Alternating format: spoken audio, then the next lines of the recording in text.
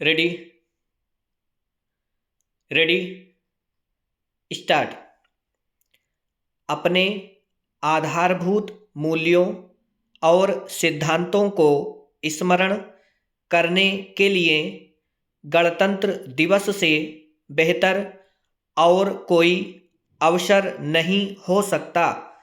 इन मूल्यों और सिद्धांतों का स्मरण केवल इसलिए नहीं किया जाना चाहिए कि हम 75वां गणतंत्र दिवस मना रहे हैं।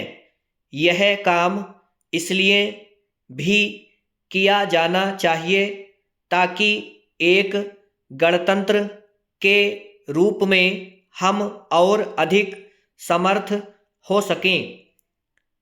भारत को अपनी क्षमता का प्रदर्शन करने के लिए इसलिए और तत्पर रहना चाहिए क्योंकि एक ओर जहां हम अपनी स्वतंत्रता के अमृतकाल में हैं, वहीं दूसरी ओर 2047 तक देश को महाशक्ति बनाने का स्वप्न भी देख रहे हैं।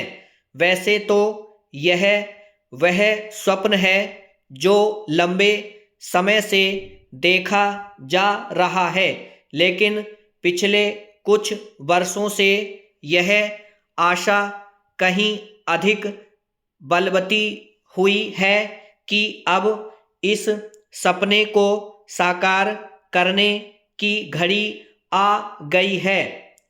जब कोई लक्ष्य निकट आ जाता है तब आम लोगों का आत्मविश्वास भी बढ़ता है और वही राष्ट्र को आगे ले जाने में सहायक बनता है।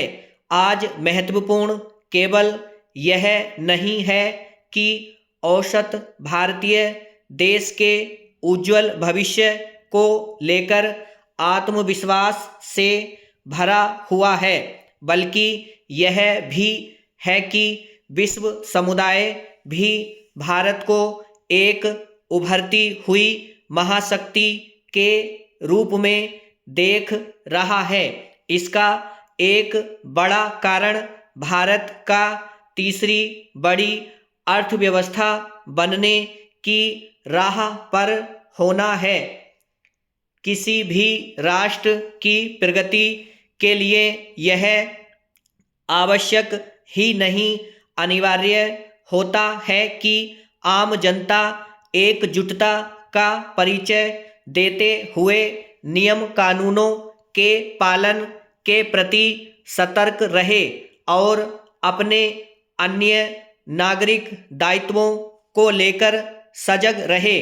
इस संदर्भ में गणतंत्र दिवस की पूर्व संध्या पर राष्ट्र के नाम संदेश में राष्ट्रपति ने यह बिल्कुल सही कहा कि 140 करोड़ से अधिक भारतवासी गणतंत्र की मूल भावना से एकजुट होकर एक कुटुंब के रूप में रहते हैं और दुनिया के सबसे बड़े इस कुटुंब के लिए सह अस्तित्व की भावना सामूहिक उल्लास का सहज स्रोत है।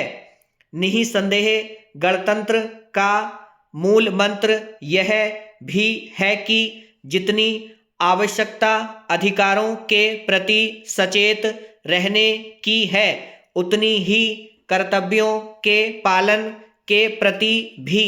आम तौर पर लोग अपने अधिकारों को लेकर तो मुखर रहते हैं, लेकिन नागरिक के तौर पर कर्तव्यों के पालन की महत्ता को अनदेखा कर देते हैं।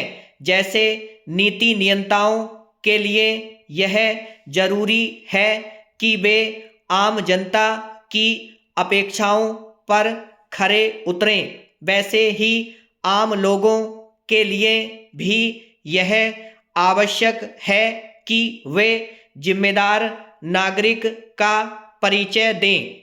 ब्रह्म।